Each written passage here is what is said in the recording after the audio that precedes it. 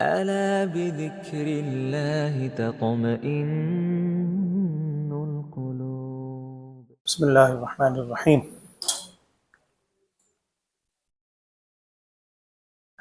اللہ جل شانہ کا بہت بڑا احسان اور شکر ہے، اس نے ہمیں عافیت کے ساتھ، صحت کے ساتھ یہ انتہائی مقدس ایام دیکھنا نصیب فرمائے۔ ان ایام کا بھی آغاز ہے اللہ تعالیٰ صحت و عافیت اور قبولیت کے ساتھ اس مہینے کی جو قدر ہے اس کے مطابق اعمال کرنے کی محض اپنے فضل و کرم سے توفیق عطا فرمائے، اللہم آمین۔ کوئی لمبی چوڑی بات نہیں، نہ بات کرنے کا موقع ہے، نہ یہ دن ہے، اصل تو اعمال کے دن ہے، عمل کرنے کے دن ہے۔ اور اس مہینے کو شہر رمضان بھی کہا جاتا ہے اور اس کو شہر قرآن بھی کہا جاتا ہے، اسے قرآن کا مہینہ بھی کہا گیا۔ اور کل انشاءاللہ منزل کی آغاز میں وہ آپ آیت بھی سنیں گے جس میں اللہ جل شانہ نے ارشاد فرمایا شہر رمضان الذی انزل فیہ القرآن، یعنی رمضان کے مہینے کی اہمیت اس وجہ سے ہے کہ اس میں قرآن نازل کیا گیا، اور تو ہے ہی اہمیت، لیکن اللہ فرما رہا ہے شہر رمضان، یہ رمضان کا شہر اور مہینہ وہ ہے الذی انزل فیہ القرآن۔ اگر مختصر سمجھنا چاہتے ہو تو یہ وہ مہینہ ہے جس میں قرآن جیسی مقدس کتاب نازل کی گئی۔ تو اسی وجہ سے علماء نے یہ بات لکھی ہے، اللہ ہمیں توفیق دے کہ ہر شخص اپنا معمول بنائے کہ ساری زندگی، سارا سال جو بھی معمول تھا اللہ کی توفیق سے، اس معمول میں خصوصاً قرآن پاک سے جو آپ کا تعلق ہے، نہ بیان کرنے کی ضرورت ہے، نہ کسی کے سامنے اظہار کی ضرورت ہے، آپ کا اور اللہ کا ایک معاملہ ہے، اس تعلق کے اندر اس مہینے میں تھوڑا سا اضافہ ضرور ہونا چاہیے۔ وہ قرآن پڑھنے کے حوالے سے ہو، وہ قرآن سمجھنے کے حوالے سے ہو، وہ قرآن کو اللہ تعالیٰ کا کلام سمجھ کے اللہ سے خطاب کرنے کے حوالے سے ہو۔ حضرت علی رضی اللہ تعالیٰ عنہ کے حوالے سے ایک قول مشہور ہے، آپ نے بھی وہ قول سنا ہوگا، اہل علم نے لکھا ہے، حضرت علی کرم اللہ وجہہ یہ ارشاد فرماتے تھے کہ اگر کبھی میرا یہ جی چاہتا ہے کہ میں اللہ تعالیٰ سے باتیں کروں، وہ تو بہت بڑی ہستیاں تھیں، کیا مقام ہے ان کا، لیکن ہم بھی کسی وقت کوشش تو کر کے دیکھیں۔ حضرت علی رضی اللہ تعالیٰ عنہ فرماتے ہیں کہ میرا کبھی یہ جی چاہتا ہے کہ میں اللہ سے ہم کلامی کروں تو میں نماز کی نیت باندھ لیتا ہوں۔ نماز کی نیت، کبھی اس نیت سے بھی نماز پڑھنے کی اللہ ہمیں توفیق دے، 2 سجدے ایسے بھی ہمیں نصیب فرمائے جس سے ہم اللہ سے ہم کلامی کی کیفیت ہمارے اندر طاری ہو۔ مناجات ہے، یقیناً ہے۔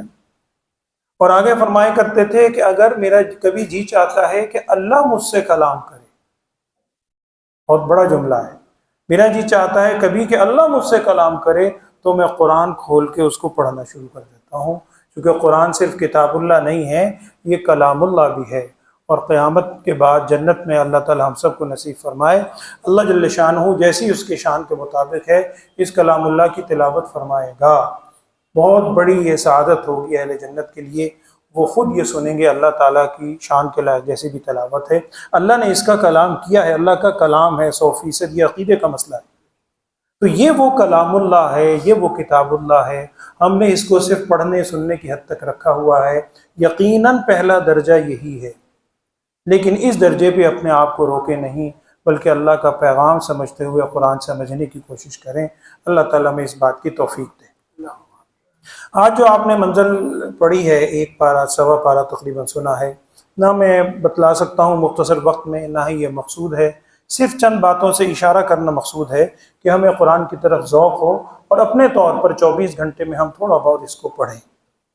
اس قرآن میں جو 114 صورتیں ہیں، ان کو عام طور پر ہم 2 حصوں میں تقسیم کرتے ہیں، کچھ مکی کہلاتی ہیں، کچھ مدنی۔ ہم نہیں کرتے، شروع سے ہیں۔ ہر شخص جانتا ہے کہ مکی صورتیں وہ ہیں کہ جو مدینہ منورہ کی طرف ہجرت کرنے سے پہلے نازل ہوئی، وہ صورتیں یا وہ آیات آپ کچھ بھی کہہ لیں، چونکہ بعض صورتیں ایسی ہیں جن میں بعض آیات مکی ہیں اور بعض مدنی، ایسی صورتیں بھی بہت سی صورتیں۔ میں صرف ایک پوائنٹ آپ سے عرض کرنا چاہ رہا ہوں کہ اہل علم نے، مفسرین نے یہ بات نقل کی ہے کہ مکی اور مدنی صورتوں کو جب آپ پڑھتے ہیں، ایک تو خالی الفاظ سے بھی آپ کو محسوس ہوگا، یقیناً ہوگا، مکی صورتیں اور مدنی صورتوں میں آپ کو ایک واضح فرق ایک عام قاری کو بھی محسوس ہوتا ہے، صرف ناظرہ خان کو بھی، سمجھنا تو اگلا درجہ ہے۔ جب آپ مکی صورتیں پڑھیں گے، مکی صورتوں کے الفاظ میں بڑا جلال ہے، عربی اعتبار سے فصاحت و بلاغت بہت زیادہ ہے، اور بے شمار لفظ ایسے ہیں کہ جو صرف مکی صورتوں میں آئے ہیں اور عربی کے اعتبار سے بڑے مشکل الفاظ، فصاحت و بلاغت والے۔ آپ غور کیجئے گا، 30واں پارہ ہر شخص پڑھتا ہے، تقریباً یاد ہوتا ہے الحمدللہ۔ 30ویں پارے کی تقریباً ساری صورتیں مکی۔ اب آپ دیکھیے 30ویں پارے میں جو الفاظ آ رہے ہیں، کورت اذا الشمس کورت واذا النجوم انکدرت سیرت عطلت حشرت القارعہ عادیات، اور سارے الفاظ یہ آپ کو قرآن پاک میں اور کہیں نہیں ملیں گے۔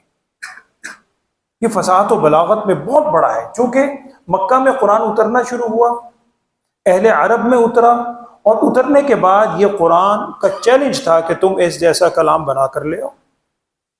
اہل مکہ سے، کفار سے جب اور کوئی بات نہیں بن پڑتی تھی، لے دے کے ایک ہی بات تھی کہ یہ جادو ہے، جادو ہے، اساطیر الاولین، پہلے لوگوں کی باتیں ہیں، یا یہ جادو ہے، بس اس کے علاوہ کچھ نہیں، مقابلہ کر نہیں سکتے تھے۔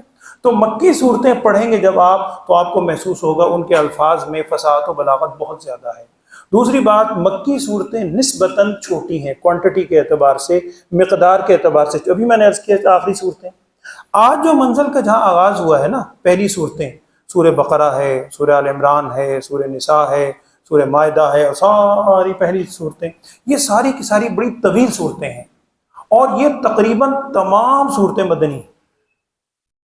تو مدنی صورتیں مدینہ منورہ کی طرف ہجرت کرنے کے بعد چونکہ اسلامی ریاست کا آغاز ہوا، اس وقت جو کلام اترا اللہ کی طرف سے ہے، سارا اللہ کا کلام ہے، اس وقت جو کلام اترا اس کے اندر احکامات بہت زیادہ ہے، چونکہ اسلامی ریاست وجود میں آ گئی۔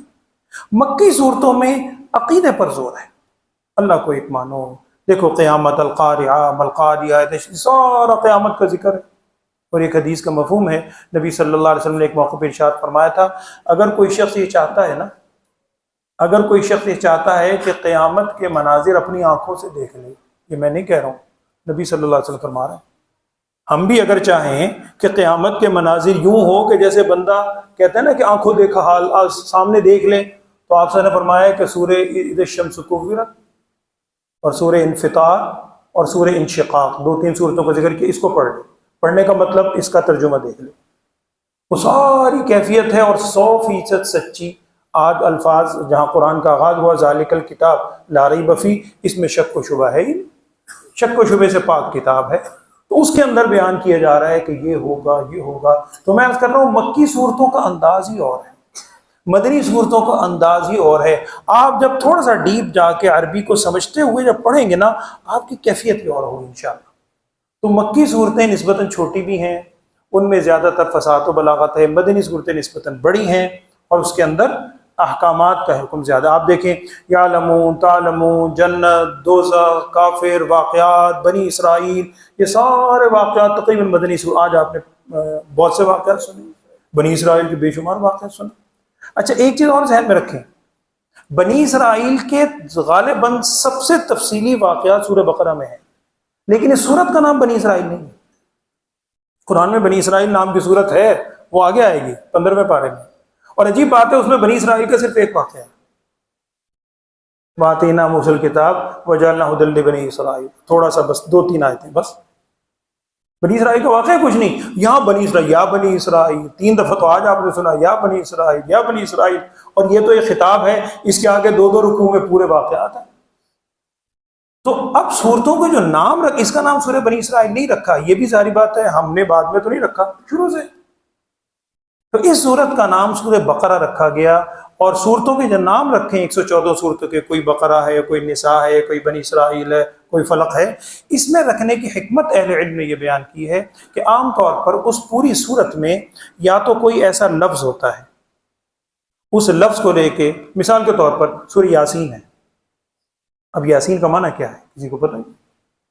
یاسین حروف مقطعات میں سے ہے، سورہ طٰہٰ، سورہ قاف، سورہ نون، قلم بھی کہہ دیتے ہیں اس کو، اس کا معنی ہی نہیں پتا، تو معنی تو نہیں پتا، لیکن ابتدائی حرف لے کر اس پوری صورت کا اس سے نام رکھ دیا گیا، شروع سے رکھا گیا۔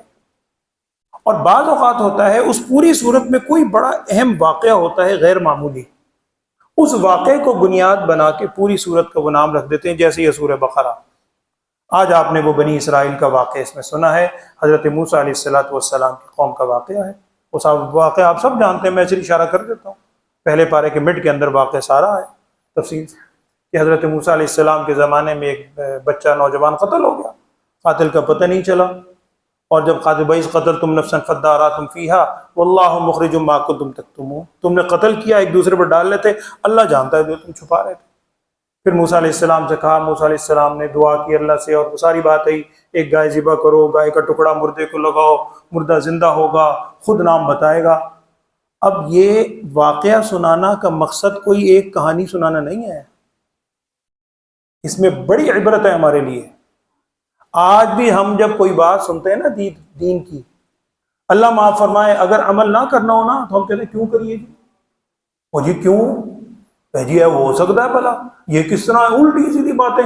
یہ وہی اس واقعے میں یہی سین گے، 3 واقعہ ہیں، آپ خود پڑھیے گا جا کے۔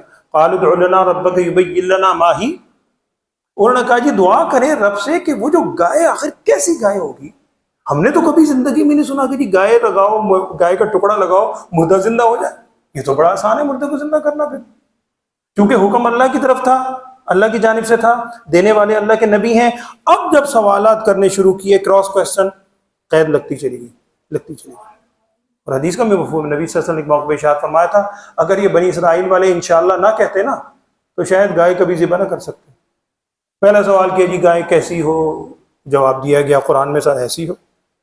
پھر بھی کھوپڑی میں چونکہ عمل نہیں کرنا نا، شرارت، اچھا جی اس گائے کا رنگ کیسا ہو، رنگ بتا دیں، انہوں نے کہا جی اچھا رنگ ایسا ہو۔ پھر دماغ میں اچھا ابھی بھی کچھ اور اس کی صفات بتائیں، اچھا جی ایسی ہو۔ اب جب پھنس گئے کہ یار یہ تو جتنی ہم پوچھتے جا رہے ہیں یہ تو پھنستے جا رہے ہیں، آخر میں انہوں نے کہا انا انشاءاللہ لمہتدون، ہاں اگر اللہ نے چاہا نا ہم ہدایت پا جائیں گے۔ اب اس کے بعد پھر خیر وہ واقعہ آپ خود پڑھیں۔ تو بنی اسرائیل کا یہ واقعہ ہے گائے والا، اس وجہ سے اس پوری صورت کا نام کیا رکھ دیا گیا، سورہ بقرہ۔ میں آخر میں صرف سورہ فاتحہ کے حوالے سے 1-2 باتیں عرض کر دیتا ہوں، اس کے بعد بس دعا کریں گے۔ میں نے پہلے عرض کیا یہ باتیں کرنے کے ایام نہیں ہیں، راتیں، پہلی آج رات ہے، اللہ تعالیٰ عمل کی توفیق دے، بس عمل کی طرف آئیں انشاءاللہ۔ سورہ فاتحہ افتتاحی صورت، بہت سے نام ہیں اس کے، اور بہت بڑی تاثیر ہے۔ بعض بزرگوں نے ایک عجیب بات لکھی ہے، آپ کبھی عمل کر کے دیکھیں، کوئی حدیث میں اس کا ذکر نہیں ہے، میں ویسے عرض کر دوں کہ بزرگوں کی بتلائی ہوئی باتیں کر لیں، نہ بھی کریں کوئی حرج نہیں، سنت سمجھ کے نہ کریں۔ یہ آج کل یہ بھی بڑا مسئلہ ہے، کسی سے بتاؤں کھٹ کر کے سوال پوچھتا ہے جی حوالہ دو، یہ کرو وہ کرو۔ میں کب کہہ رہا ہوں کہ کوئی حوالے والی چیز ہے، میں تو ویسے ہی جسٹ بات کروں، کر کے دیکھیں کہ جب بھی آپ نے قرآن پاک پڑھنا ہے اللہ توفیق دیتا ہے، دن میں آپ 2 دفعہ پڑھیں، 10 دفعہ پڑھیں، صبح کو پڑھیں، گھر میں پڑھیں، جب بھی قرآن پڑھنے لگے نا 1 دفعہ پہلے سورہ فاتحہ پڑھ کے پھر شروع کرا، بڑے اثر ہے اس کا۔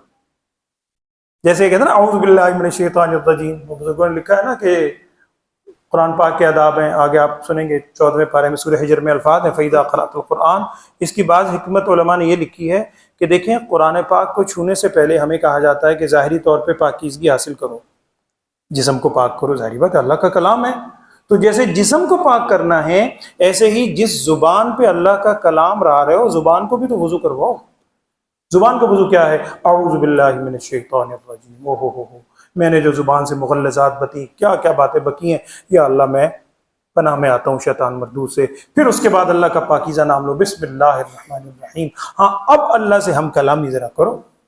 تو میں عرض کر رہا ہوں کہ یہ چیز آپ کبھی سوچ کے دیکھیے گا کہ ایسی صورت کے اندر یہ کوئی پتہ نہیں کیا میں بات کر رہا تھا اس سے پہلے، سورہ فاتحہ کے حوالے سے میں کر رہا تھا۔ کوشش کریں کہ سورہ فاتحہ پڑھ کے پھر قرآن شروع کیا کریں۔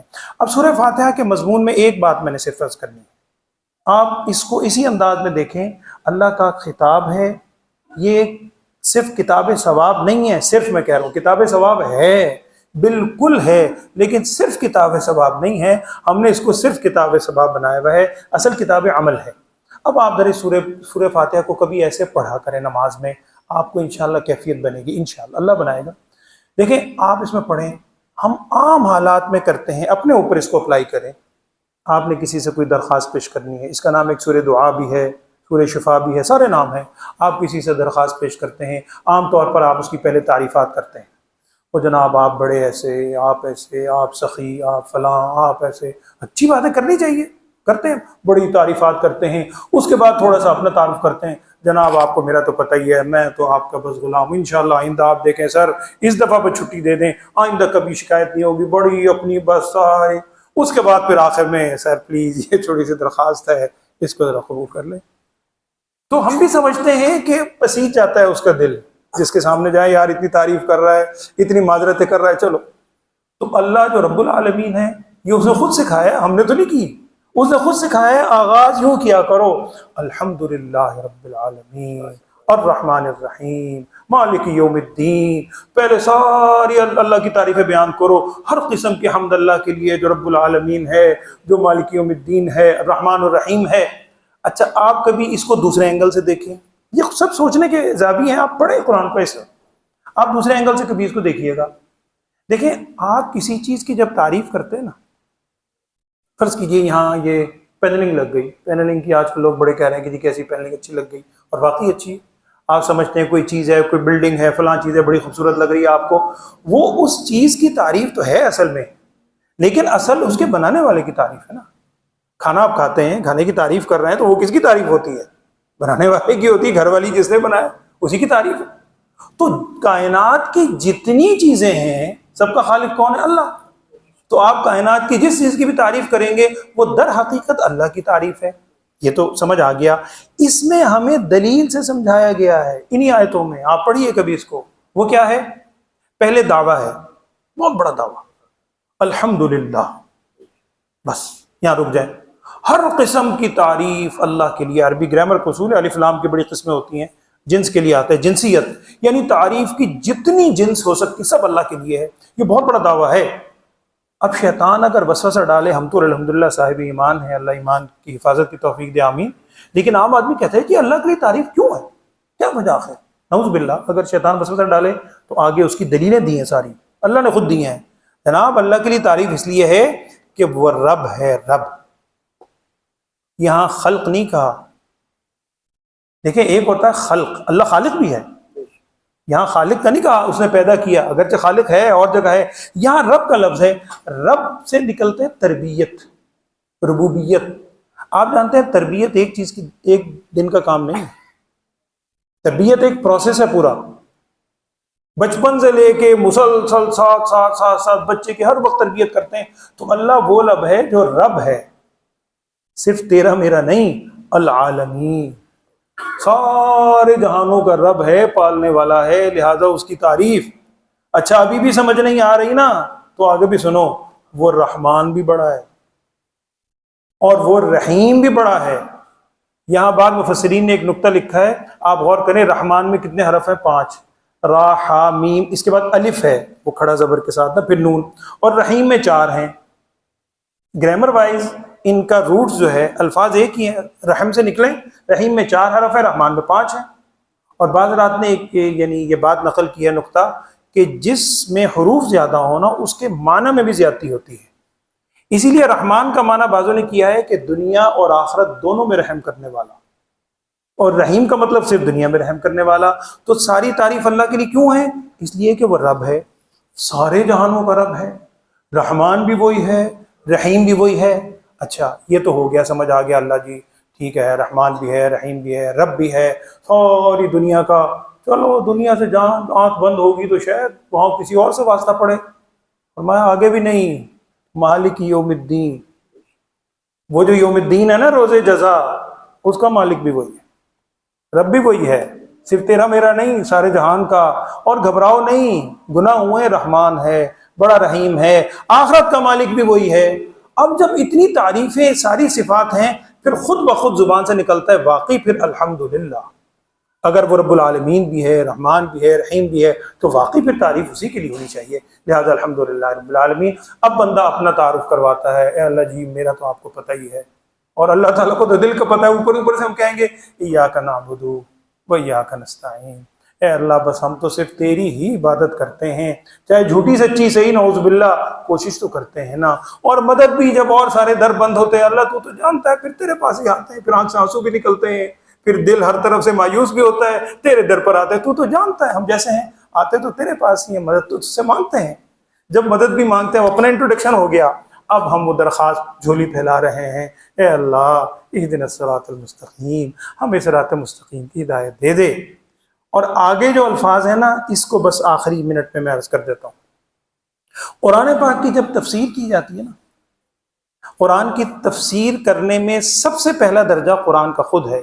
القرآن یفسر بعضہ بعضا، قرآن خود ایک آیت دوسری آیت کی تفسیر کرتی ہے۔ اہدنا الصراط، اس کی مثال اسی سورہ فاتحہ میں 2 مثالیں۔ اہدنا الصراط المستقیم، ہمیں صراط مستقیم کی ہدایت دے۔ وہ صراط مستقیم کون سا ہے ہمیں کیا پتا، وہ قرآن میں دوسری جگہ آئے گا، آپ پڑھیں گے انشاءاللہ 5ویں 6 پارے میں کہ اولئک الذین انعم اللہ علیہم من النبیین والصدیقین والشہداء، یہ وہ ہیں جن پر اللہ نے انعام کیا، ہدایت دی، تو اللہ تعالیٰ ان کے راستے پر چلا، آگے صراط الذین انعمت علیہم، ان کے راستے پر چلا جن پر تو نے انعام کیا۔ آگے جو ہے غیر المغضوب علیہم ولا الضالین، کہ نہ گمراہوں کے راستے پر چلا اور نہ ہی یعنی ایسے لوگوں پر جن پر تیرا غضب ہوا۔ اب یہاں تفسیر کرنے کا دوسرا اصول یہ ہے کہ قرآن کی تفسیر یا تو قرآن سے کریں، یا قرآن کی تفسیر سب سے نمبر 2 پر کیا چیز ہے مقدم، حدیث پاک سے کریں۔ نبی صلی اللہ علیہ وسلم نے ارشاد فرمایا کہ مغضوب علیہم، اس سے مراد ہیں یہود، اور ضالین سے مراد ہیں عیسائی۔ یہ میں نہیں کہہ رہا ہوں، آپ صلی اللہ علیہ وسلم نے ارشاد فرمایا قرآن کی آیت کے بارے میں۔ تو وہ یہود و عیسائی جس طرح وہ گمراہ ہوئے یا ان پر تیرا غضب ہوا، ان سے ہمیں بچانا، صراط مستقیم پر تو چلانا۔ کون سا رستہ جن پر تیرا انعام ہوا، وہ کون تھے، قرآن میں دوسری جگہ ہے۔ تو میں پھر عرض کروں گا سورہ فاتحہ کو اس انداز میں کبھی پڑھیں، معنی سمجھ کے پڑھیں، اس کے بعد سورہ بقرہ پڑھیں، روز آپ منظر سنتے ہیں، اپنے طور پر اگر خود پڑھ کے آئیں تو آپ کو زیادہ انشاءاللہ فائدہ ہوگا۔ اللہ تعالیٰ عمل کرنے کی توفیق دے۔ کوئی لمبی چوڑی بات نہیں ہے، روز 2-4 باتیں میں اسی طرح آپ سے ٹوٹی پھوٹی عرض کر دوں گا، صرف اس نیت سے کہ اللہ تعالیٰ مجھے بھی اور آپ کو بھی عمل کی توفیق دے۔ اللہم آمین۔ الحمدللہ رب العالمین، اللہم صلی علی سیدنا و مولانا محمد وعلی آل سیدنا و مولانا محمد وبارک وسلم ثم صلی علیہ۔ اللہم ارنا الحق حقا وارزقنا اتباعہ وارنا الباطل باطلا وارزقنا اجتنابہ۔ یا اللہ ہم سب کے حال پہ رحم والا، کرم والا، عافیت والا معاملہ فرما۔ تو نے ہمیں جو مقدس ایام، مقدس راتیں ہمیں نصیب فرمائی ہیں، ہمیں ان کی قدردانی کی توفیق عطا فرما۔ ہم میں سے بہت سے حضرات ہیں یا اللہ گزشتہ سال ہمارے درمیان موجود تھے، اب نہیں ہیں، ان سب کے حال پر رحم والا معاملہ فرما، ان سب کی مغفرت فرما، ان سب کے درجات کو بلند فرما۔ ہمیں بھی ایمان والی زندگی کی، صحت والی زندگی کی قدر کرنے کی توفیق عطا فرما۔ اس صحت والی، فرصت والی زندگی کو یا اللہ اپنی رضا والے کاموں میں خرچ کرنے کی توفیق عطا فرما۔ وصلی اللہ تعالی علی خیر خلقہ سیدنا و مولانا محمد وعلی آلہ واصحابہ اجمعین، آمین برحمتک یا ارحم الراحمین۔